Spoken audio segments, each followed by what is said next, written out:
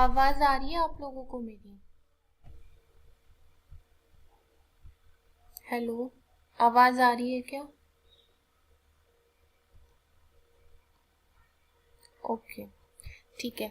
तो अभी यंत्र वाला टॉपिक हम पढ़ते हैं। तो आज मैं ट्राई करूंगी कि यंत्र वाला खत्म कर दूं, 1-2 घंटे जितने भी लगेंगे उतना लगा के, ठीक है।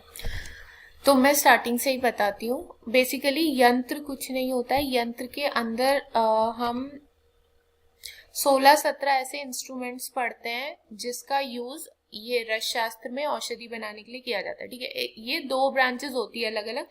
एक होती है रस शास्त्र और एक होती है भेषज कल्पना। इनका जो डिपार्टमेंट है वो मतलब ओवरऑल अगर देखें तो सब्जेक्ट एक ही है, जैसे रोग निदान 1 और 2 होता है। बस ये है कि एक रस शास्त्र नाम रख दिया और एक का नाम भेषज रख दिया, ठीक है। जो रस शास्त्र होती है इसमें बेसिकली हम मरकरी से पूरा डील करते हैं। मरकरी से और मरकरी में मिला के बाकी जितनी भी मेटल्स होते हैं, खनिज द्रव्य का मतलब मेटल्स जितने भी हैं, उनसे रिलेटेड सारी बातें हम लोग रस शास्त्र में करते हैं। कैसे उनसे रिलेटेड हम औषधियां बनाते हैं और किस तरीके से उनका अलग अलग बीमारियों में, मतलब बीमारी तो खैर यहाँ पे नहीं बताते, बस ये बताते किस तरीके से अलग अलग टाइप की मेटल्स को यूज करके दवाई बनाई जाती है, ठीक है। रसादी द्रव्य मतलब रसादी जो औषधियां होती है, जो वर्ड रस होता है ना ये रस शास्त्र में, इसका मतलब पारद होता है, मरकरी होता है, ठीक है।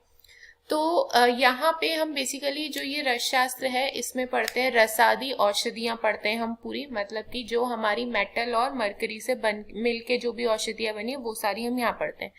दूसरा जो रहता है वो रहता है भेषजी कल्पना। भेषजी कल्पना में हम वहां पे भी हम यही है कि दवाई पढ़ते हैं, बस वहां पे हम लोग पढ़ते हैं वानस्पतिक, ठीक है। वहां पे हम क्वाथ पढ़ते हैं, स्वरस पढ़ते हैं। तो वहां पे क्या है, हम लोग जो प्लांट ओरिजिन के हैं उनसे रिलेटेड वहां पे दवाई वगैरह देखते हैं, और यहाँ पे हम मेटल से रिलेटेड देखते हैं। बस इतना सा डिफरेंस है। बाकी दोनों में बनाना हम लोग दवाई ही सीखते हैं, ठीक है। यहाँ पे मेटल से रिलेटेड सीखते हैं रस शास्त्र में, और भेषज में हम लोग वनस्पति से रिलेटेड, या जिसे हम लोग प्लांट ओरिजिन के ड्रग्स कह सकते हैं, उनसे रिलेटेड काम करते हैं, ठीक है। अब जो ये रस शास्त्र है तो यहाँ पे क्या होता है कि मेटल से हमें डील करना है मेनली।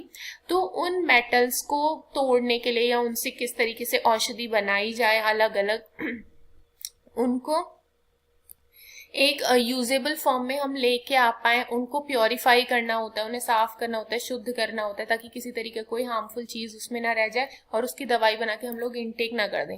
पता चल रहा है कुछ अच्छी चीज के लिए हम उसे बना रहे हैं और हमने बिना शुद्ध किए उसको, बिना क्लीन किए, प्योरीफाई किए ऐसे उसका इनटेक कर लिया, तो वो हमको फायदा पहुंचाने की जगह नुकसान पहुंचा रहा है।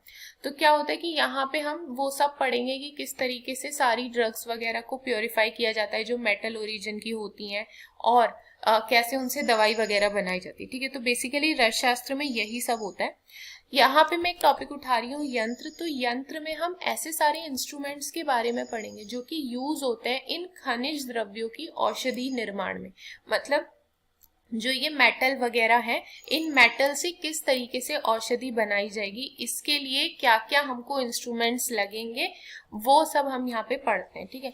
आजकल तो क्या है कि ये मेटल वगैरह की भी अगर हमको ड्रग्स बनानी है तो हमारे पास फैक्ट्रीज है, ठीक है, इंडस्ट्रीज है हमारे पास। लेकिन पहले के टाइम पे क्या होता था कि ऐसा कुछ नहीं होता था, तो इसीलिए उस टाइम पे जो यंत्र यूज होते थे उनके बारे में यहाँ पे लिखा है। एक्चुअल में क्या है कि जो ये यंत्र उस टाइम पे यूज होते थे, इनके बदले में जो आज के टाइम में मशीन्स वगैरह आ गई हैं वो अच्छी तो हैं, लेकिन वो उतना 100% एफिशिएंसी के साथ नहीं हम कह सकते कि बहुत बढ़िया काम करती हैं जैसे ये यंत्र करते थे, ठीक है। तो यंत्र अगर बिल्कुल 100% बढ़िया चीज बना के दे रहे हैं तो वो जो मशीन्स हैं उससे कहीं ना कहीं 95 या 96 चलिए, लेकिन 100% पूरा अच्छा जैसे यहाँ बनता था वैसे वहां पे नहीं बन पाता है। तो अब हम इन्हीं सभी यंत्रों के बारे में पढ़ते हैं। तो इसकी ये परिभाषा है कि स्वेदादि कर्म निर्मतु। अगर आपको ये श्लोक याद हो जाए तो ठीक है, नहीं याद हो तो ऐसे कोई घबराने की बात नहीं है। बस इसमें कुछ कुछ चीजें, जैसे ये नोट्स है ना, इसमें कुछ कुछ चीजें मिसिंग है, तो जो जो मैं बोलूंगी तो आप एक कॉपी पेन रखिए साथ में, तो वो चीज वहां पे नोट कर लीजिएगा। बाकी ये नोट्स का पीडीएफ मैं आपको सेंड कर दूंगी, फिर जब आप अपने नोट्स बनाएंगे तो उसमें जो चीजें मैंने बताई हैं वो ऐड ऑन कर लीजिएगा अपनी लैंग्वेज में, ठीक है। तो सबसे पहले क्या है कि हमें इसकी परिभाषा अगर हम देखें तो बोलता है कि स्वेदन आदि कर्मों को करने के लिए, तो स्वेदादि कर्म निर्मतु, ये जो निर्मतु लिखा हुआ है इसका मतलब होता है करने के लिए या कर रहे हैं, तो स्वेदादि कर्म। अब स्वेदन कर्म को कैसे समझे हम, तो जैसे मोमोज बनते हैं ना स्टीम करके, तो स्वेदन कर्म एक तरीके से स्टीमिंग वाला ही प्रोसेस होता है, ठीक है। जैसे मोमो को स्टीम करके बनाते हैं या कोई भी चीज जो हम स्टीम करके बनाते हैं, ढोकला वगैरह, तो उसी तरीके से कुछ ये स्वेदन होता है। स्वेदन मतलब बेसिकली स्टीमिंग वगैरह का प्रोसेस है, ठीक है। तो स्वेदादि कर्म इस तरीके से, मतलब जैसे ये एक स्वेदन है, इसी तरीके से बहुत सारे अलग अलग प्रोसेस होते हैं जो कि खनिज आदि द्रव्यों की औषधि निर्माण में प्रयोग किए जाते हैं, ठीक है। खनिज आदि मतलब जो मेटल्स वगैरह हैं, इनसे रिलेटेड जो भी औषधि बनानी है उसके लिए अलग अलग द्रव्यों का मतलब अलग अलग प्रोसेस यूज की जाती है, तो इसीलिए बोला है स्वेदन आदि कर्म निर्मतु। निर्मतु मतलब कर रहा है या करेंगे। तो स्वेदन आदि कर्म जो है इनके लिए हम क्या करते हैं, वर्ती केंद्रो प्रयत्न, मतलब कि ये सारे कर्मों को करने के लिए हमको हम जिसका उपयोग करते हैं उसको यंत्र कहते हैं, ठीक है। उसके अलावा क्या कहते हैं, यंत्रते पारदो यस्मात् तस्मात् यंत्रम प्रकीर्तम, मतलब कि पारद को नियंत्रण करने के लिए। अब देखिए पहले क्या लिखा है कि सबसे पहले तो लिखा है स्वेदन आदि कर्मों को करने के लिए, ठीक है। मतलब जितने भी प्रोसेस हमको वो खनिज द्रव्यों को, मतलब खनिज जो औषधियां उनको बनाने के लिए जैसे भी प्रोसेस लगेगी वो प्रोसेस करवाने के लिए।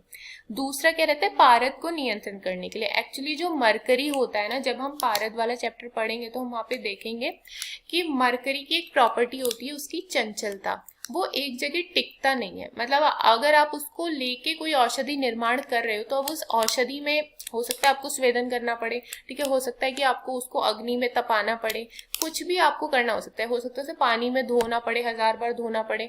तो क्या है कि हमें अलग अलग प्रोसेस करनी पड़ेगी दवाई बनाते हुए टाइम, औषध निर्माण के टाइम। तो उस टाइम भी क्या रहता है कि पारद इतना चंचल होता है, उसकी चंचलता की वजह से वो एक जगह स्थिर नहीं रहता है।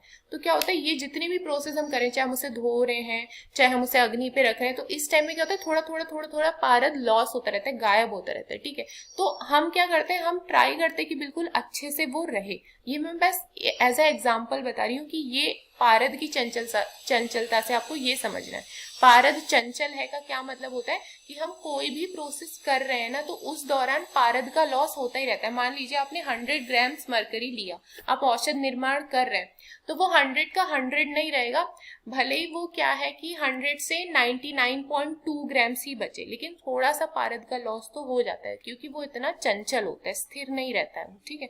तो इससे लिखा है पारद को नियंत्रण करने के लिए रस सिद्धों द्वारा यत्न पूर्वक जिन जिन साधनों का उपयोग किया जाता है उसे रत्न कहते हैं। रस सिद्धों द्वारा मतलब कि जो भी रसादी औषधि निर्माण करते थे उनसे रिलेटेड। तो क्या है कि स्वेदन आदि कर्मों के लिए तथा पारद को नियंत्रण करने के लिए रस सिद्धों और रस सिद्धों द्वारा यत्न पूर्वक जिन जिन औषधियों जिन जिन साधनों का उपयोग किया जाता है उसको यंत्र कहते हैं, ठीक है।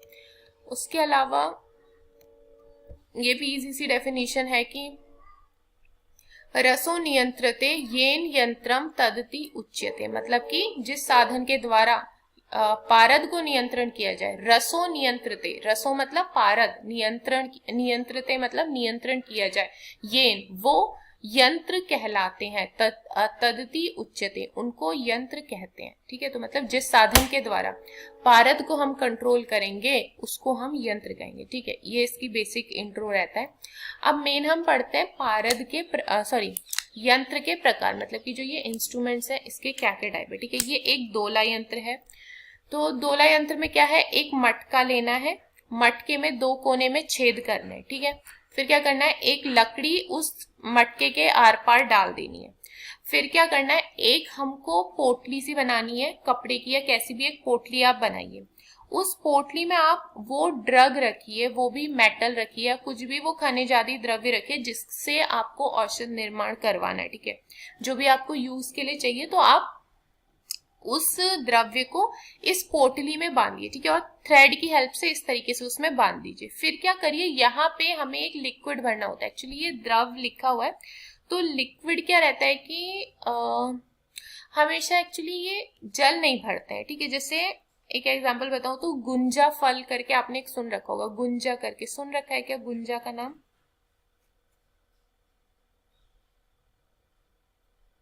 अच्छा चलिए छोड़िए। आवाज भी नहीं आ रही क्या मेरी? ओके ओके, देखिए क्या है कि जो ये मेटल्स होते हैं ना, इनकी अलग अलग कैटेगरी होती है, जैसे साधारण रस है और महारस है,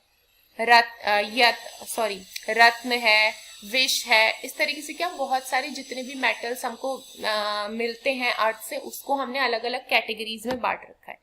ऐसी ही एक कैटेगरी का नाम है सुधा वर्ग। अभी के लिए सिर्फ इतना जानिए कि ये एक मेटल्स की कैटेगरी है जिसका नाम है सुधा वर्ग। तो अगर आप इसमें सुधा वर्ग का कोई द्रव्य रखेंगे, इस पोटली में कोई सुधा वर्ग का मेटल रखेंगे, आपको उससे अगर औषध निर्माण करनी है तो आपको यहाँ पे जो आप लिक्विड भरेंगे ना, वो नींबू स्वरस भरेंगे। ठीक है, नींबू का जो नींबू का रस आप कह लीजिए या नींबू स्वरस कह लीजिए। तो आप एक एग्जाम्पल के लिए लिख लीजिए, सुधा वर्ग, सुधा वर्ग में नींबू स्वरस प्रयोग, सुधा वर्ग में नींबू स्वरस प्रयोग। करा क्या नोट? ठीक है, तो ये एक एग्जाम्पल है। ठीक है, इसी तरीके से अलग अलग कैटेगरी के जो हमारे ड्रग्स होते हैं उनके लिए हम अलग अलग यहाँ पे लिक्विड डालते हैं। जैसे कि मैंने बताया, एक सुधा वर्ग का अगर हम कोई ड्रग इसमें डालना चाहेंगे तो उसके लिए हम स्वरस लेंगे, सॉरी नींबू स्वरस लेंगे। तो अब होता क्या है कि ये जो है, इसमें जो ड्रग यहाँ पे भरा हुआ है इस पोटली में, इस स्वरस मतलब जो भी यहाँ लिक्विड भरते हैं उसका क्या फायदा है? होता यह है कि इसमें जितने भी दोष होते हैं, जितनी भी इम्प्योरिटी होती है, हमने तो यहाँ पे जो लिक्विड भरा है, जो हमने फ्लूइड भरा है यहाँ पे, वो इस हिसाब से भरा है कि हमने अंदर कौन सी चीज रखी है। जैसे अगर हमने अंदर सुधा वर्ग का कोई मेटल रख दिया है, सुधा वर्ग एक कैटेगरी, अगर इसका कोई मेटल हमने इस पोटली के अंदर रखा है तो हम क्या रखेंगे? हमें पता है कि अच्छा सुधा वर्ग के लिए हमको अगर यूज करना है तो हमें नींबू स्वरस का यूज करना पड़ेगा, नींबू के रस का यूज करना पड़ेगा। तो हम यहाँ नींबू का रस डाल देते हैं। तो इससे क्या होता है, हम हर कैटेगरी के हिसाब से अलग अलग यहाँ पे द्रव्य डालते हैं। तो इससे होता ये है कि जो इस पोटली में बंधा हुआ ड्रग है, उससे जो कुछ भी इम्प्योरिटी है, जो भी उसके दोष है, वो सबके सब, ये पोटली क्या है, ऐसे कोई प्लास्टिक की पॉलिथीन नहीं होती है, ये एक आप समझ लीजिए कॉटन का जैसा कपड़ा आप पोटली के लिए कर लीजिए। तो क्या होता है, यहाँ से जितने भी दोष है वो सबके सब इस लिक्विड में आ जाएंगे, और जो इसके अंदर रखा हुआ ड्रग है या इसके अंदर रखा हुआ जो जो भी मेटल है वो शुद्ध हो जाता है। ठीक है, तो देखिए दोला यंत्र क्या है कि एक मिट्टी की हांडी लेकर उसके गले के आमने सामने दोनों ओर छिद्र कर दें। उस छिद्र में एक मजबूत लकड़ी प्रविष्ट कर दें। ठीक है, वही कि उसमें एक लकड़ी डाल देना है। फिर क्या है, हांडी का आधा भाग द्रव से भर दें। लकड़ी एवं शलाका के बीच में कपड़े से बंधी हुई पारद अथवा स्वेद द्रव्य की पोटली। ये पारद अथवा स्वेद द्रव्य की पोटली का मतलब है कि जिस किसी ड्रग का भी हमको यूज करना है वो चीज हम उस पोटली में रख दें, को एक सूत के माध्यम से बांधकर द्रव्य में डूबता हुआ लटका दे। तो हम डूबता हुआ इसीलिए छोड़ रहे हैं ताकि इजीली जो कुछ भी इसकी इम्प्योरिटी है, जो कुछ भी इसके दोष हैं, वो आसानी से इस लिक्विड मीडियम में आ जाए और ये ड्रग हमारा शुद्ध हो जाए। ठीक है, तो देखो लिखा हुआ है कि ये स्वेदन के लिए यूज किया जाता है। उसके अलावा क्या है, और नीचे से हमें आग भी जलानी, ये चीज बहुत इंपॉर्टेंट है कि हांडी को मंद मंद अग्नि पर निर्धारित समय तक पकाएं। तो ये हमारा रहता है दोला यंत्र। क्या ये समझ आ गया? ठीक है, यहाँ पे एक चीज मिसिंग है तो आप ये ऐड कर लीजिए यहाँ पे कि ये जो लिक्विड मीडियम हमने रखा हुआ है, इस लिक्विड मीडियम का यूज ये है कि यहाँ से इस ड्रग में से जो कुछ भी इम्प्योरिटी है वो यहाँ इस लिक्विड मीडियम में आ जाएगी और हमारा जो ये ड्रग है ये शुद्ध हो जाएगा। इसको अपनी लैंग्वेज में लिख लीजिए, फिर मुझे बताइए।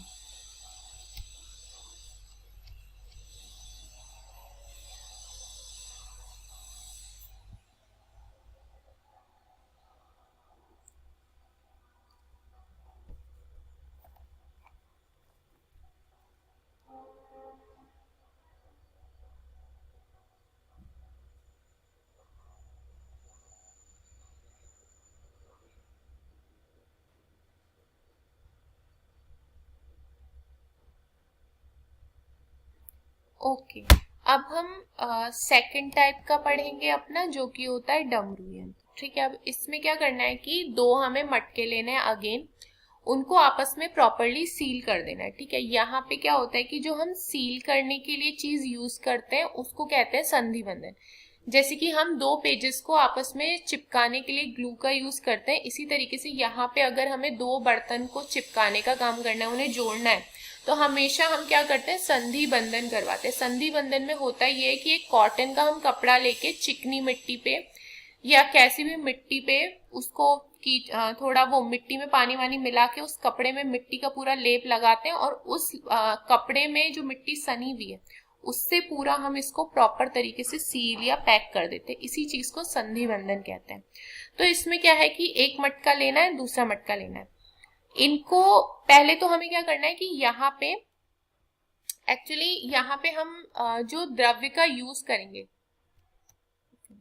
ये दो मटके हमें लेना है। तो नीचे वाले मटके में हमें क्या रखना है, यहाँ पे जिस किसी भी द्रव्य का हमको क्या कह सकते हैं, जिस किसी में भी हमको शुद्धि करवानी, बेसिकली ये कहीं ना कहीं शुद्धि के लिए यूज होता है। तो क्या है कि हम यहाँ पे क्या करेंगे, जैसे इसके एग्जाम्पल में क्या लिया है, पारद लिया है। ठीक है, तो मान लीजिए हमने क्या लिया कि वनस्पति से मर्दित। मर्दित का मतलब होता है कि एक तरीके से पूरा मिक्स करके चूर्ण जैसा बना देना। देखो यहाँ पे लिखा है वनस्पति से मर्दित पारद रखा जाता है। नीचे वाले घट में वनस्पति से मर्दित पारद रखा जाता है। इसका मतलब ये है कि हमें मरकरी लेनी है। मरकरी को भी हमने क्या कर रखा है, मर्दित कर रखा है। मरकरी को हमने एक बर्तन लिया, ठीक है, उस बर्तन में आपको मरकरी डालना है, फिर आपने उसमें थोड़ी सी कुछ औषधि वगैरह डाल दी, वनस्पतियों का डाल दिया, मतलब कि आपने कुछ औषधि वगैरह डाल दी। ठीक है, अब क्या किया आपने, दूसरा कुछ भी लिया और उसको पीसा। जैसे एक मिनट,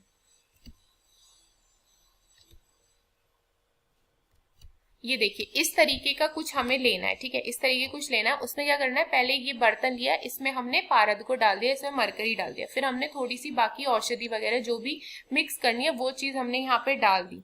अब इससे क्या करेंगे हम, इसको आप बिल्कुल ऐसे, इससे ये वाला जो हमारा डंडा है इससे पूरा पीस देंगे। ठीक है, आपस में बिल्कुल अच्छे से इनका पेस्ट टाइप बन जाएगा, हल्का चूर्ण या चटनी जैसा कुछ बन जाएगा। उस चीज को हमें लेना है। ठीक है, वो चीज हम नीचे वाले मटके में लेंगे। तो हमने क्या किया, तो यहाँ पे क्या किया हमने, दो मटके लिए। अब पहले क्या करना है कि नीचे वाले मटके में वनस्पतियों से मर्दित पारद को रखना है। ठीक है, उस तरीके से जैसे मैंने बताया कि चूर्ण फॉर्म में बना लेना, उसको एकदम अच्छे से मसल के या सॉर्ट ऑफ चटनी टाइप कुछ उसको बना लेना है, और ये नीचे वाले में उसको रख देना है। ठीक है, अब फिर क्या करना है, नीचे वाले में जब इसको रख दिया तो ऊपर से दूसरा मटका लाना है और दोनों को बिल्कुल प्रॉपर तरीके से सील कर देना है।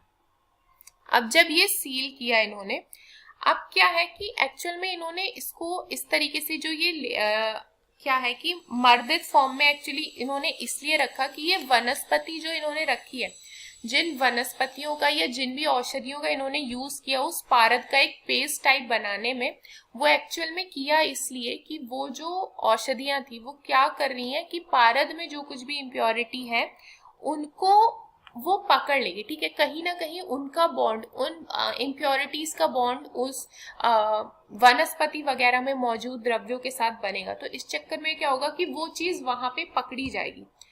हाँ बताओ, हाँ रुक अरे रुको, पूरा समझाने दो फिर बताना। ठीक है, पहले समझाने दो।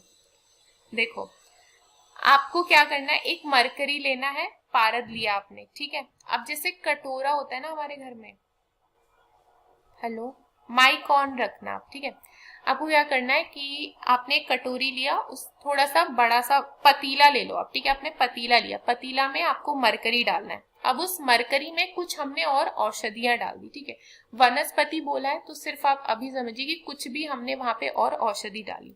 अब हमने क्या किया कि उन दोनों को साथ में पीस दिया, तो सॉर्ट ऑफ चटनी टाइप या चूर्ण टाइप बनेगा। ठीक है, अब हमने ये एक्चुअल में किया क्यों, अब हम क्या चाहते हैं, यहाँ पे हम पारद को, हमारे मरकरी को हम शुद्ध कराना चाह रहे हैं कहीं ना कहीं।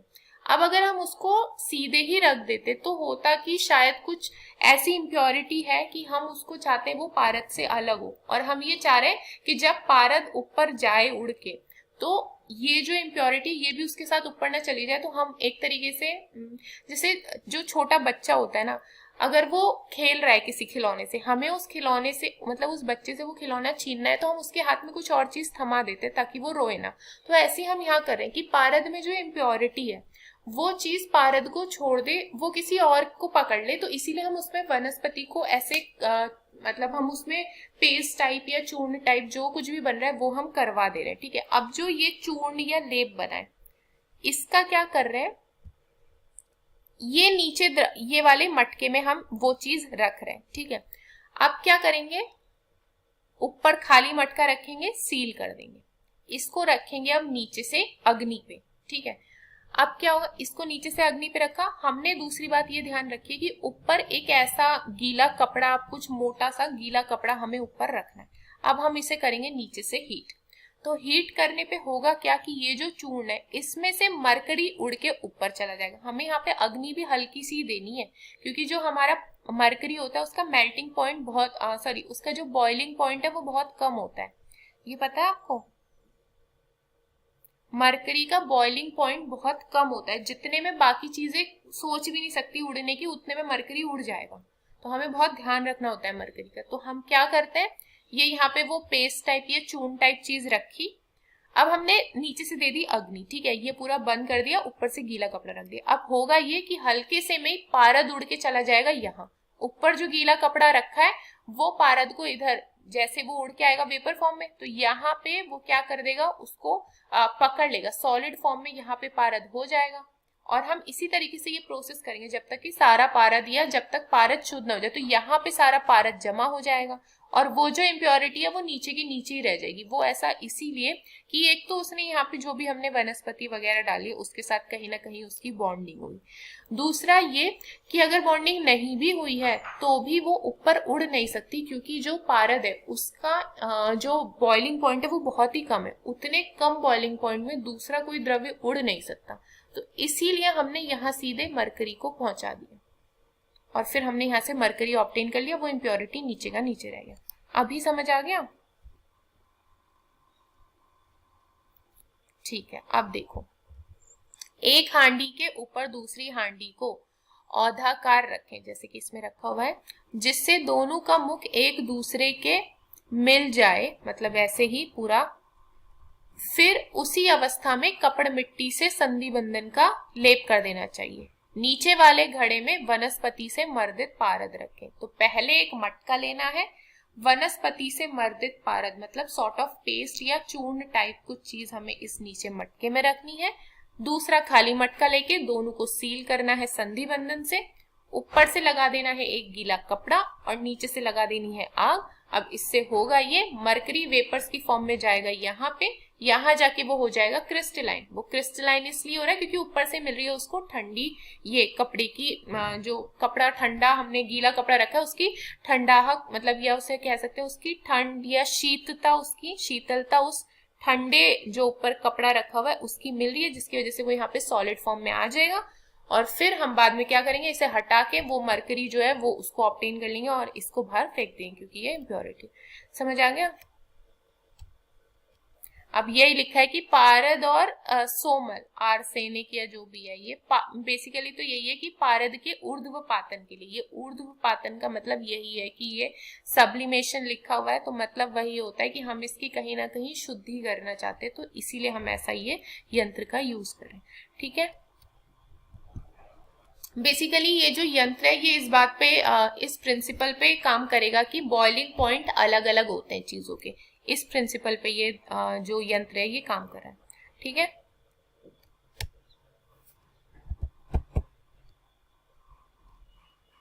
हाँ हाँ, उनके ज्यादा थे सबके बॉइलिंग। ये हमने 11th-12th में भी पढ़ा रहता है शायद कहीं पे कि बॉइलिंग पॉइंट के डिफरेंस की वजह से भी कुछ प्रोसेस होता है, मुझे याद नहीं आ रहा है, केमिस्ट्री में कुछ था ऐसा कि बॉइलिंग पॉइंट का डिफरेंस होता है अलग अलग चीजों के लिए।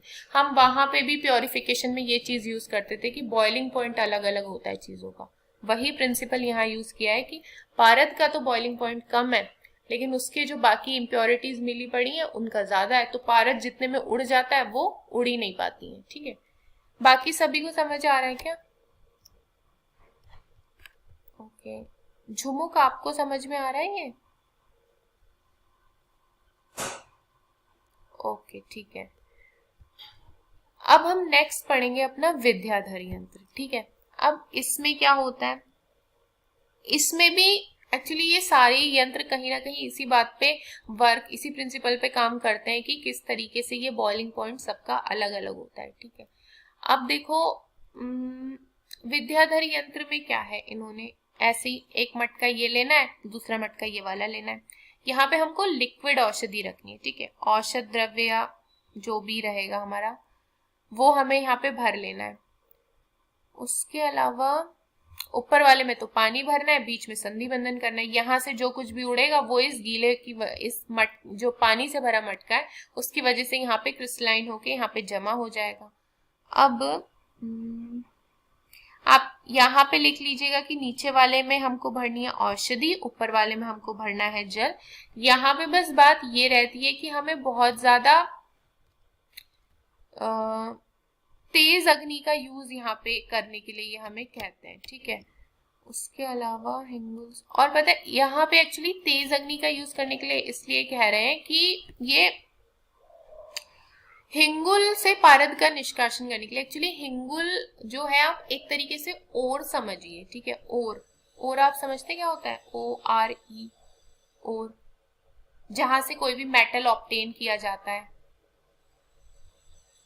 तो ये हिंगुल ओर ही है पारद का। ठीक है, तो अब उस ओर से निकालने के लिए पारद को हमें बहुत ज्यादा हाई टेम्परेचर यूज करना पड़ता है ताकि वो निकले वहां से, उस ओर से निकालने के लिए। तो इसीलिए ये यंत्र यूज किया जाता है। अब एक बार पढ़ते हैं इसको। दो हांडियों के संपुट को विद्याधर यंत्र कहते हैं, मतलब इनके कॉम्बिनेशन को विद्याधर यंत्र कहते हैं। इसमें एक हांडी के ऊपर दूसरी हांडी इस प्रकार रखी जाती है कि नीचे की हांडी के मुख पर ऊपर वाली हांडी का तल भाग अच्छी तरीके से बैठ जाए। इस यंत्र के निचले पात्र में द्रव्य रखा जाता है तथा ऊपरी पात्र में जल रखा जाता है, मतलब जिस किसी का भी हमको काम करवाना है वो यहाँ नीचे भरेंगे। नीचे की हांडी का अधिकांश भाग चूल्हे में समा जाए, फिर चारों ओर से अग्नि देनी होती है। यहाँ पे एक चीज मिसिंग है, वो नोट करिए। विद्याधर में 4 मुख वाला चूल्हा यूज करना है। 4 मुख वाला चूल्हा, बहुत तेज हमको यहाँ पे अग्नि देनी होती है, तभी अपनी ओर से पारद निकलेगा। तो लिखा है हिंगुल से कर लिया क्या नोट, 4 मुख वाला चूल्हा विद्याधर का स्पेशल पॉइंट है। करा क्या नोट? ठीक है, अब यहाँ पे एक तो ये है कि हिंगुल से निष्कासन के लिए। ठीक है, दूसरा दिया हुआ है कि गंधक जारण के लिए। एक्चुअली जो ये वर्ड जारण होता है ना, आप इसको ऐसे समझिए, किसी भी हम सब्सटेंस की भूख को बढ़ाने का काम कर रहे हैं। जारण मतलब भूख बढ़ाना। तो गंधक जारण कर रहे हैं कि मतलब गंधक की भूख बढ़ा रहे हैं। भूख बढ़ा रहे हैं इन द सेंस कि वो दूसरे मेटल्स को भी ले सके, या हम अगर उसमें कुछ चीज ऐड करना चाह रहे, कोई प्रॉपर्टी, तो वो उसको इनटेक करने के लिए रेडी रहे। तो इस तरीके से गंधक जारण के लिए भी इसका प्रयोग किया जाता है। समझ आया क्या? गंधक मतलब सल्फर। ठीक है, ओके। बाकी लोग ओके। अब ये स्वेदनी है कि नहीं है सिलेबस में, इसका पता नहीं है मुझे। अब ये चलो इसे मैं बताती हूँ, मैं चेक करूंगी कि क्या क्या है सिलेबस में। पालिका यंत्र, पालिका यंत्र को सिंपल भाषा में बताऊं, जो तड़का पैन होता है ना, हम लोग के घर में एक बड़ा सा चमचा टाइप होता है, उसमें तड़का लगाने के लिए यूज होता है। वो उसमें तेल वेल डाल के, राई या जिसका भी तड़का लगाना होता है वो यूज होता है। देखा है क्या? अगर घर पे नहीं है तो YouTube पे अगर खाने की वीडियो देखी होंगी तो उसमें तो दिखता ही है ये तड़का पैन, मतलब तड़का पैन ही कहते हैं इसे। तो बेसिकली उसी तरीके से कुछ होता है, बस इसका शेप अलग होता है। ठीक है, तो इसका प्रयोग भी इसीलिए किया जाता है कि हल्का फुल्का कुछ यूज करना है। जैसे यहाँ पे देखो, गंधक जारण के लिए प्रयोग, वही कि हमें क्या है, सल्फर की भूख बढ़ानी है दूसरे मेटल्स के एक्सा या कोई भी हम प्रॉपर्टी उसको देना चाह रहे हैं उसके लिए। तो कुछ इसी तरीके का है, जैसे तड़का पैन का हम यूज करते हैं कि हल्का सा तड़का बनाने के लिए, उसी तरीके से ये जो पालिका यंत्र है इसका भी यूज होता है। लोहे का एक गोल प्याला लेवें जिसमें एक खड़ा दंड लगा हो, जिसके ऊपर के भाग पीछे की ओर से अंकुश की तरह मुड़ा हुआ हो। बेसिकली इसका जो पॉइंट है वो ये है कि इजी टू होल्ड हो, बाकी और कुछ इसका स्पेशल मतलब नहीं है। और देखो यूज में यही लिखा है कि गंधक जारण के लिए यूज होगा, मतलब वही सल्फर की अगर हमें कोई भूख बढ़ानी है, जारण करना है तो उसके लिए से यूज करेंगे। फिर जो ये लिखा है कि वर्तुल शेप, ये वो, ये कुछ इंपॉर्टेंट नहीं है, इसे छोड़ दो। और वैसे भी ये जो पालिका यंत्र है ये कुछ आता नहीं है, 1-2 नंबर में आएगा तो आएगा, वरना ये आएगा नहीं, ठीक है। उसके अलावा हाँ हाँ बताओ, परपटी कहाँ लिखा है? अच्छा कोई नहीं, उसमें घबराओ मत, वो अभी हम पारद वाला टॉपिक पढ़ेंगे ना तो वहां पे पढ़ते हैं, परपटी वगैरह ये सब आता है वहां पे, कजली परपटी सब पढ़ेंगे, चिंता मत कर। तो अभी आप इसको ऐसे याद कर लो कि ये पालिका यंत्र है तो ये बलि मतलब गंधक जारण के लिए यूज करेंगे, ठीक है। बलि गंधक का पर्याय है, तो ये बेसिकली तड़का पैन जैसा होता है और इसमें कुछ है नहीं खास। उसके अलावा यंत्र का भी पता नहीं मुझे। ये एक उलूखल यंत्र, ये वही है, इजी। बस इसमें एक स्पेशल पॉइंट ये लिख लीजिए कि उलूखल यंत्र में लिख लेना ये लोहे से बना होता है, लौह निर्मित। यहाँ पे लिखा भी है अयस निर्मित, मतलब मेड अप ऑफ आयरन। उसके अलावा इसका जो प्रयोग है, इन्होंने शायद कुछ लिखा नहीं है। अब लोहे से बना है तो लोहे से बना है तो ऑब्वियसली कोई सॉफ्ट चीज को तो कूटेंगे नहीं इसमें हम, तो उलूखल यंत्र यूज होता है कठिन द्रव्यों को कूटने के लिए। लिख लीजिए, कठिन द्रव्यों को कूटने के लिए उलूखल यंत्र प्रयोग होता है। तो ये उलूखल मतलब वही इमामदस्ता, इसका डायमेंशन याद करना है, ऊंचाई चौड़ाई गहराई, तो UCG, U फॉर ऊंचाई, C फॉर चौड़ाई और G फॉर गहराई, तो इसको ऐसे करिएगा UCG 16, 10, 13, ठीक है। उसके अलावा ये जो इसका डंडा रहता है, इसका जो प्रमाण है वो 20 अंगुल है, तो इसमें सिर्फ इतना ही रहता है मेन। देखिए उलूखल यंत्र जो है और ये खल्व यंत्र है, हमें लगता है कि ये सेम ही चीज है, बस अंतर ये रहता है कि जो ये खल्व यंत्र रहता है ना, ये मिट्टी का बना होता है, अगर आप इसमें कोई कठिन द्रव्य को कूटेंगे तो ये खुद ही टूट जाएगा।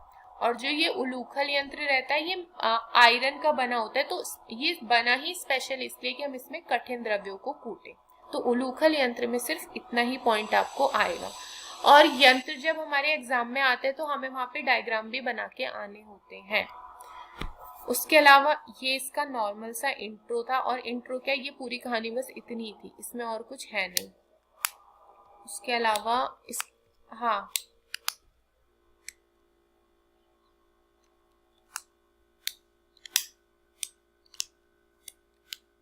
ये तो मुझे भी नहीं पता, ये मैं बता दूंगी अभी चेक करके। ये इन्होंने ऐसे उंगुल तो लिख दिया है, लेकिन अब ये भी शायद हर व्यक्ति के हिसाब से अलग बैठेगा, ऐसा होता होगा, इसीलिए कुछ इनको सेंटीमीटर में बताना चाहिए था, लेकिन ये लोग सब उंगुली उस टाइम पे यूज होता था तो इसीलिए इन्होंने। हाँ बताइए। हाँ उंगली का साइज पूरी आपको फुल अपनी फिंगर नहीं लेनी होती है, तिरछा करके नापते हैं, मैं आपको बता दूंगी कैसे नापते हैं। लेटा के जैसे जो आप हॉरिजॉन्टली लेटा के जब नापोगी ना चीजें, तो वो होता है आपका, उस हिसाब से अंगुल लेते हैं। ये वर्टिकली नहीं लेंगे कि 1 अंगुल 2 अंगुल 3, ऐसे नहीं, लेटा के मैं बता दूंगी कैसे नापते हैं। ओके हाँ बताइए।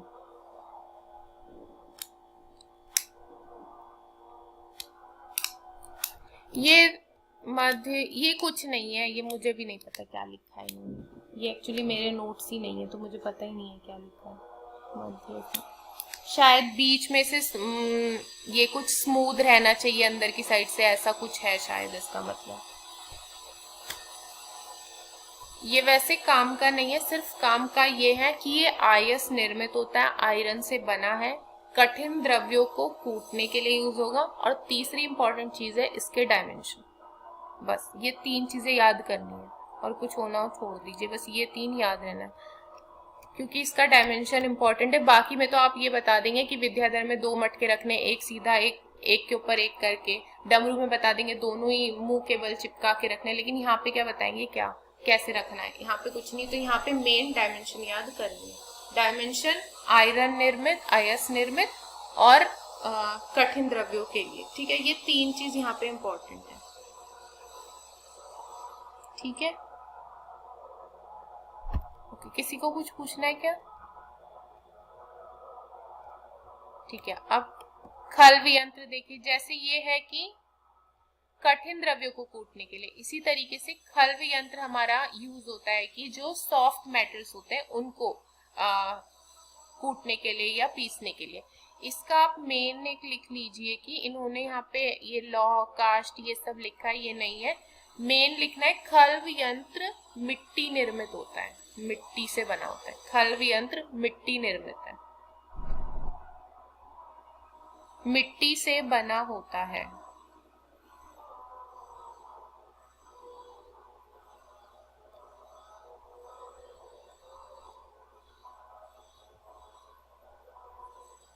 लिख लिया? ओके, ये मिट्टी से बना है, बाकी ये कुछ नहीं करना है कि पत्थर है, लोह है, काष्ठ है, कुछ नहीं। उसके अलावा लिख लीजिए कि ये मृदु द्रव्यों को कूटने के लिए इसका प्रयोग होता है। कूटने के लिए या हम मर्दन करने के लिए, जैसे पारद का मर्दन कर रहे थे, चून टाइप पेस्ट टाइप कुछ बनाना है सॉफ्ट चीजों का, तो उसके लिए खल्व यंत्र मर्दन के लिए प्रयोग किया जाता है, मर्दन या फिर मृदु द्रव्यों को कूटने के लिए, मृदु द्रव्यों को कूटने के लिए, मर्दन और मृदु द्रव्यों को कूटने के लिए, ठीक है। अब नहीं, मर्दन का मतलब होता है कि सॉर्ट ऑफ पेस्ट टाइप बनाना, चटनी जैसा जो, हाँ घिसना घिसना घिसना जैसे। लेकिन जैसे चंदन को अगर आपने कभी घिसते हुए देखा हो, तो चंदन को तो हम हाथ से ही घिस रहे हैं, लेकिन यहाँ पे क्या करते हैं कि हम प्लेट में मतलब उस इसमें लेंगे, इसके कटोरे में, और इसका जो डंडा है उससे हम घिसते हैं उसे, ठीक है। ठीक, तो मर्दन के लिए एक तो ये यूज हो रहा है, दूसरा ये यूज हो रहा है हमारा मृदु द्रव्यों को कूटने के लिए, यानी कि जो सॉफ्ट मेटल्स हैं उसको कूटने के लिए। किसी आप सॉफ्ट मेटल का नाम बता सकते हैं मेरे को? एक हमने पढ़ा होता है बचपन से, नाइफ से ही कट जाता है वो, सोडियम। नहीं नहीं, और कोई बताइए। नाइफ से भी कट जाता है एक मेटल, हम 11th-12th में पढ़ते हैं। चलिए ये होमवर्क देख के आइएगा। आपने क्या बोला? सोडियम? ओके, यही होता है पक्का।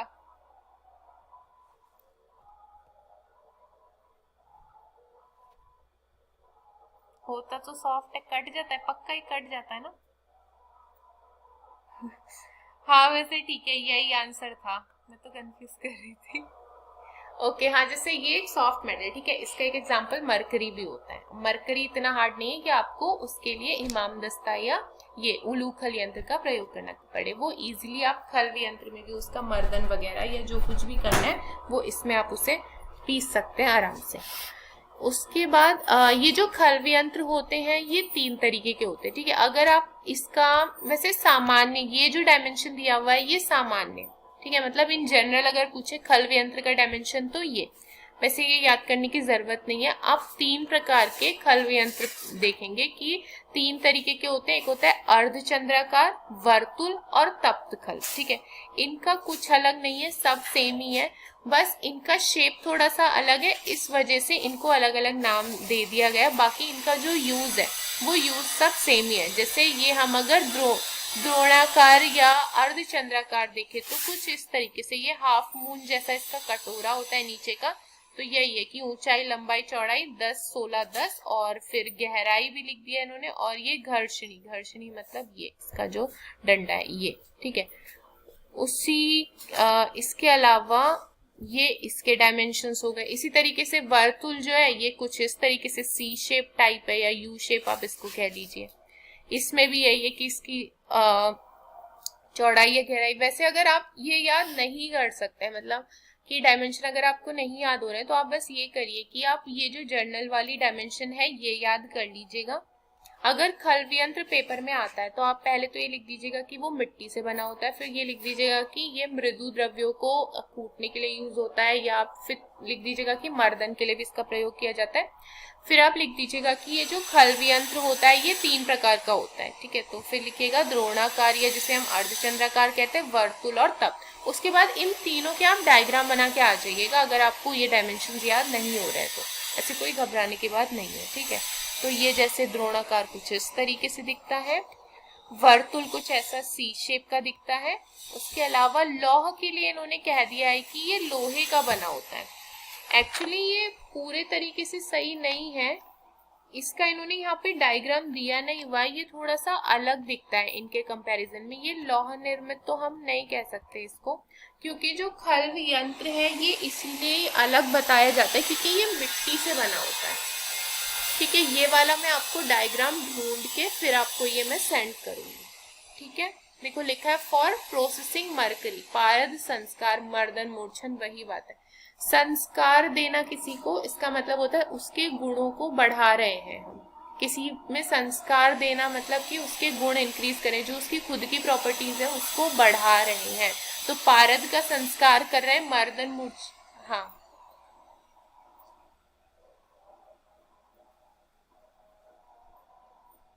हाँ, प्रॉपर्टी चेंज करना, प्रॉपर्टी बढ़ा देना, कंप्लीटली अब चेंज करें इसका मतलब ये नहीं होता है कि वो कंप्लीटली अपनी भी छोड़ देगा।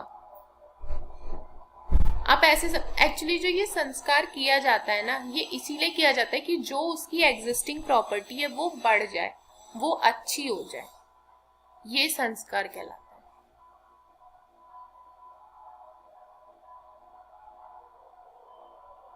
हाँ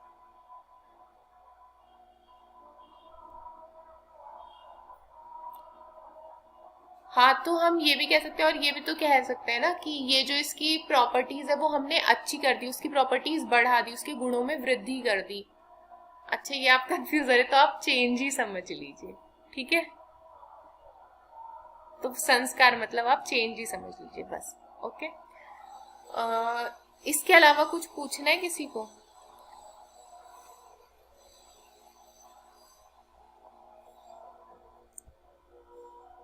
है कोई क्लास में? ओके चलिए।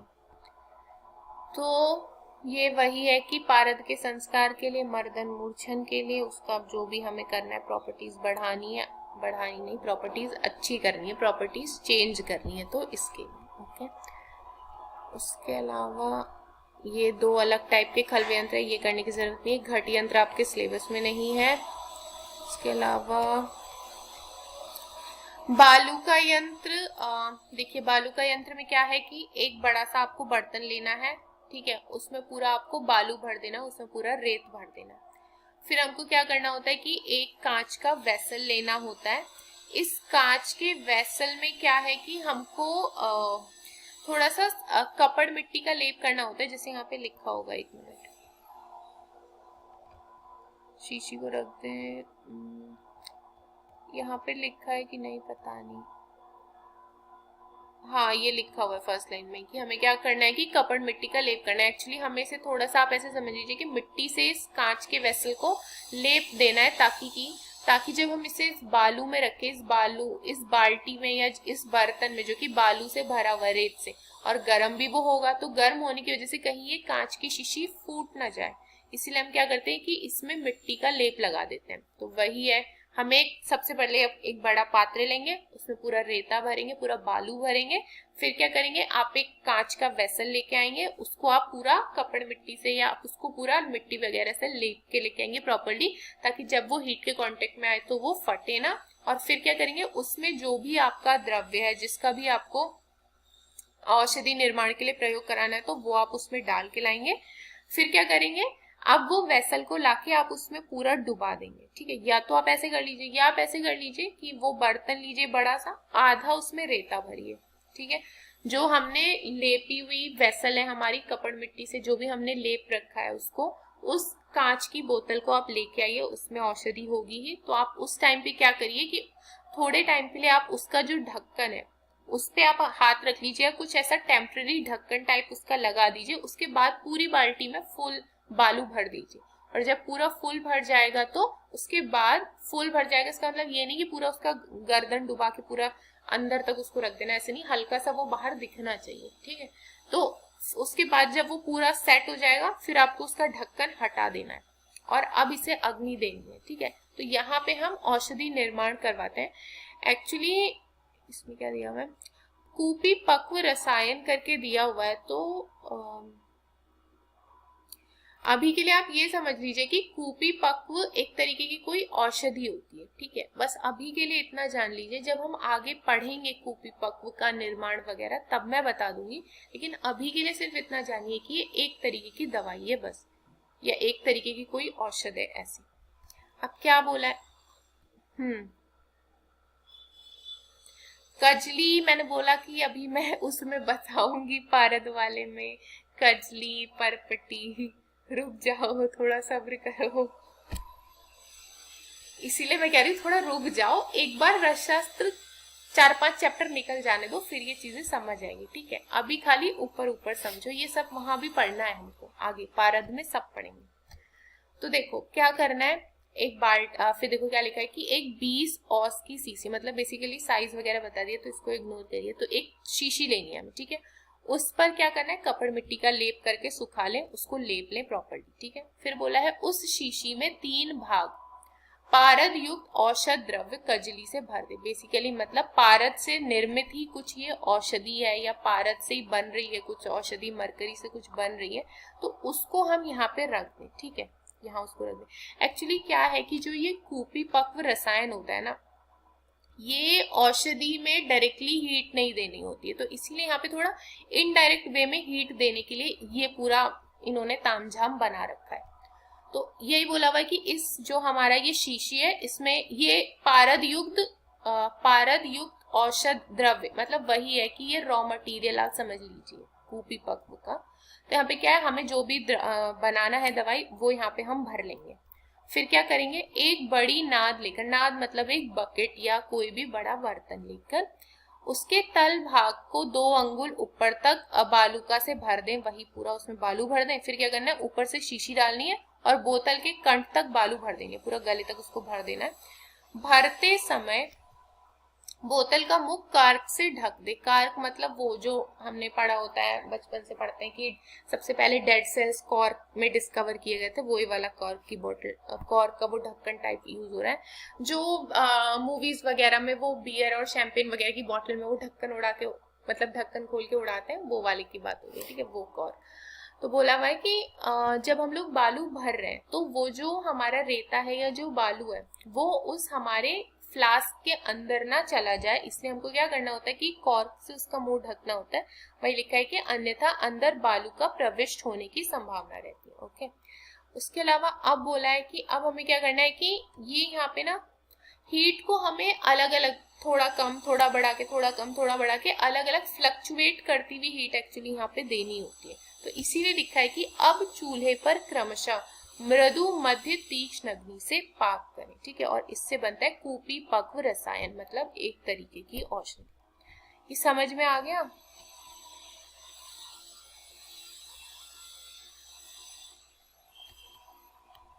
ये देखो आप इसको पढ़ो, देखो क्या लिखा है कि भरते समय मुख कॉर्क से ढक दे, जैसे कि मैंने आपको बताया ही है। या तो आप ऐसा करो कि पहले ही पूरा रेता भर लो उस बर्तन में, ठीक है, तो सीधे आप डाल देना इसको, उतना कुछ दिक्कत नहीं होगी इसके अंदर। ये छोड़ो, ऐसा करो, आप ये समझिए कि इसमें हमने कोई द्रव्य भर के रखा हुआ है, ठीक है। अब अगर आप इसका ढक्कन नहीं लगाएंगे और इसको ऐसे ही डालेंगे तो आपके हाथ से इसका मुंह जो खुला हुआ रहेगा, आपके हाथ से लग लग के कहीं ना कहीं से रेते की 2-3 कणी सही, लेकिन जाएंगे तो इसमें, जाएंगे कि नहीं जाएंगे अगर ढक्कन नहीं होगा। अगर आप इसको ढक्कन लगा के अब यहाँ इस बालू में घुसाएंगे तो अब कोई चांस है कि इसके अंदर रेता जाएगा या कुछ भी बालू जाएगा? ढक्कन बंद है, तो इसीलिए बोला है कि पहले कॉर्क से उसका मुंह ढक दें, उसके बाद उसको इस बाल्टी में डालें, और जब पूरा अच्छी तरीके से चले जाए तो फिर ढक्कन हटाना है, ये बोला हुआ। देखो, बालू का भरते समय बोतल का मुख कॉर्क से बंद कर दें, अन्यथा अंदर बालू का प्रविष्ट होने की संभावना रहती है। अभी समझ आ गया? हाँ, फिर बोला हुआ है कि क्या करना है, फिर अब यहाँ पे क्या है कि हमें फ्लक्चुएट करती हुई हीट देनी होती है, तो इसीलिए बोला है पहले हमको कम देनी है, फिर हमें मध्यम दे देनी है, और फिर हमको एकदम तीक्ष्ण अग्नि पे पाक करवा देना है। फिर कम ज्यादा जिस हिसाब से हमें उस औषध निर्माण के लिए जैसा भी लगेगा, गैस वगैरह मतलब जैसी भी अग्नि लगेगी उस औषध निर्माण के लिए, उस हिसाब से हम उसे फ्लक्चुएट करते रहेंगे। लकड़ी बाहर निकाल के या ज्यादा लकड़ी डाल के आग बढ़ानी पड़े तो उस हिसाब से, ठीक है। अच्छा, बाकी लोगों को समझ में आ रहा है? झुमुक आपको? अच्छा, ठीक है।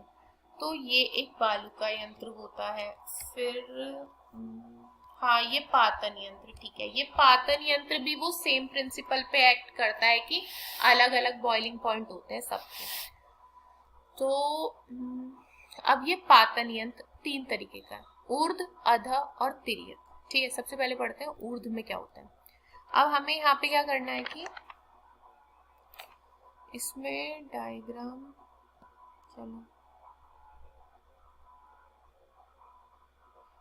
देखो, अब यहाँ पे हमें क्या लेना है, यहाँ पे जो हमें चीज डालनी है उसके लिए मैं बताती हूँ, आप नोट कर लीजिए।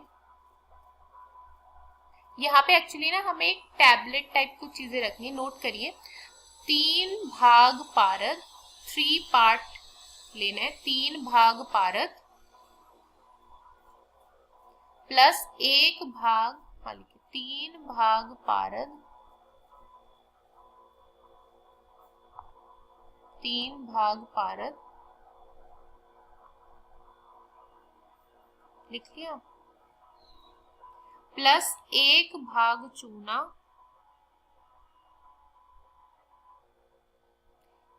इनको एरो लगाइए।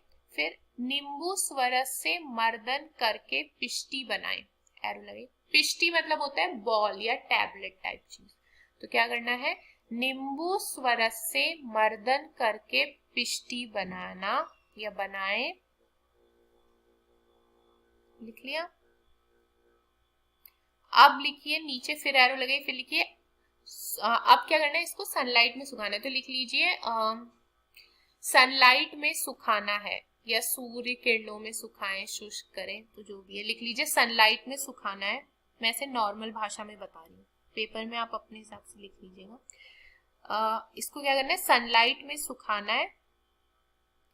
अब नीचे एरो लगाइए, ये सुन लीजिए पहले। अब क्या है कि जब हमने इसे धूप में सुखा लिया तो हमने गोल गोल गोली मतलब टैबलेट जैसा बनाया था, बॉल जैसा। अब क्या होता है, जब ये धूप में सूख जाती है, अब इसको हमें इस मटके में रखना होता है। ये कुछ इस तरीके की बातें, क्या कभी आपने बचपन में मिट्टी के लड्डू वगैरह बनाए हैं? हाँ, तो हम उसे कैसे बचपन में मिट्टी के लड्डू बना के फिर धूप में सुखाते थे, किया ये काम? तो ऐसे ही कुछ यहाँ ऐसे ही कुछ करना है कि 3 भाग पारद का लेना है, उसमें 1 भाग चूना मिला के उसको पूरा उसका छोटे छोटे बॉल वगैरह बना लेना है, उसको धूप में प्रॉपर्ली सुखा लेना है अच्छे से, और फिर हमको वो चीज यहाँ पे रखनी होती है, ठीक है। तो अब क्या होता है कि यहाँ पे हम रखेंगे इस तरीके से 2 मटके, ये सॉर्ट ऑफ जैसा हमारा डमरू यंत्र कुछ इसी तरीके से ये रहता है, तो ऐसे हमें रखना होता है। नीचे वाले में हम वही बॉल टाइप जो हमने बनाया वो रखेंगे, यहाँ इनको सील करेंगे, ठीक है। अब एक्चुअली यहाँ पे ना बीच में एक जाली भी लगाते हैं, जाली लगाते हैं तो होता ये है कि सिर्फ पारद ही पारद ऊपर जा पाता है, और बाकी फिर वो जो चूना वगैरह या जो कुछ भी हमारा वेस्ट मतलब अशुद्ध चीजें रहेंगी वो नीचे ही रह जाएगी, सिर्फ पारद पारद यहाँ पे से जा पाता है, ठीक है। प्रॉपर वेपर फॉर्म में भी बन जाता है हमारा पारद, तो इजीली वो यहाँ से निकल जाता है। तो यहाँ पे आप लिख लीजिएगा कि या आप ये ऐसा रफ सा डायग्राम बनाइए और यहाँ पे एक लाइन खींच के कर लीजिए कि यहाँ पे जाली भी लगानी है, ठीक है, जाली, और फिर बाहर से कपड़ मिट्टी का लेप कर देंगे, इन दोनों का मुंह चिपका देंगे, कुछ इस तरीके से होगा। तो रफली इसको ड्रॉ कर लीजिए।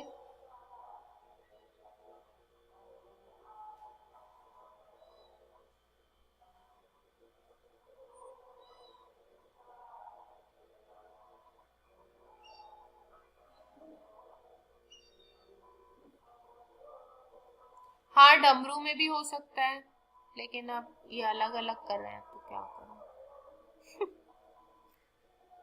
इन्होंने अलग अलग यंत्र बना रखे हैं।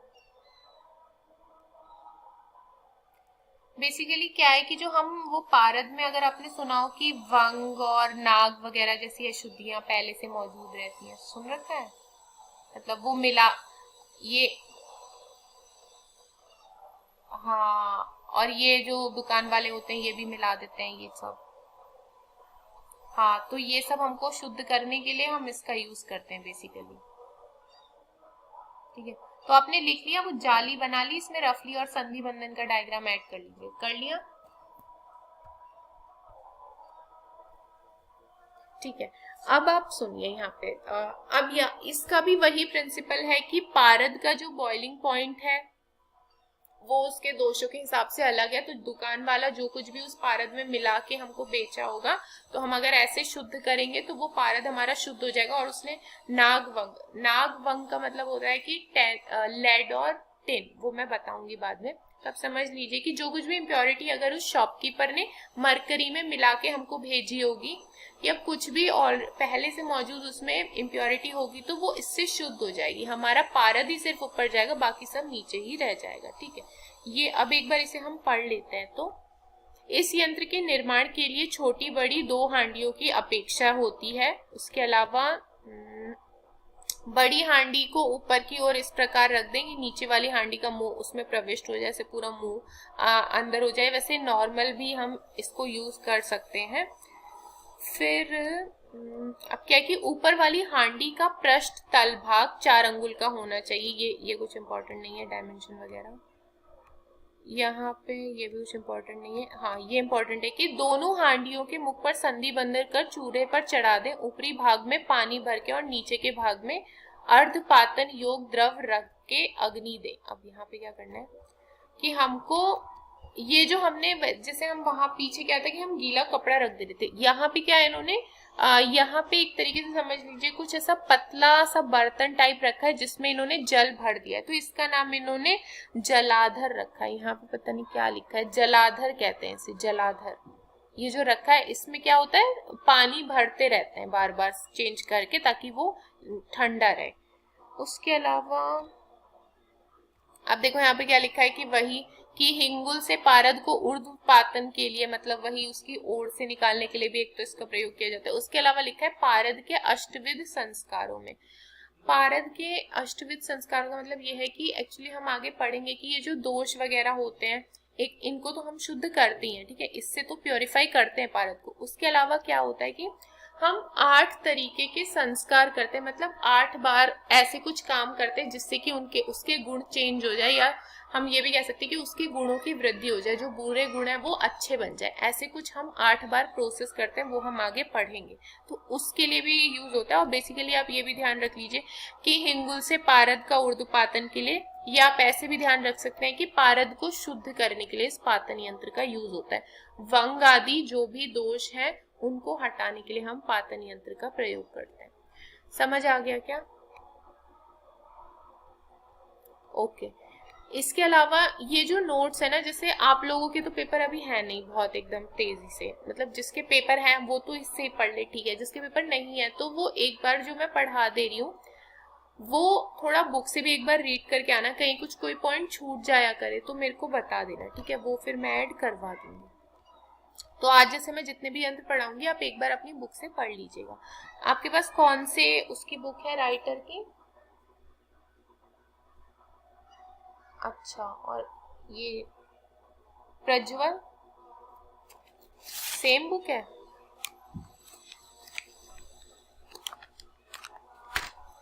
हाँ, चंद्रभूषण जम, ओके। और झुमुक आपकी तो अलग बुक होती होगी ना? हाँ, ठीक है, ठीक है। तो आप लोग जो जो मैं यहाँ पे पढ़ा दूंगी आप लोग एक बार रीड करके आइएगा उसको, मतलब घर से कि कुछ पॉइंट छूट ना गया हो कहीं पे, ठीक है। उसके अलावा ये हमारा पातन यंत्र होता है ऊर्ध्वपातन। इसी तरीके से एक अधापातन होता है।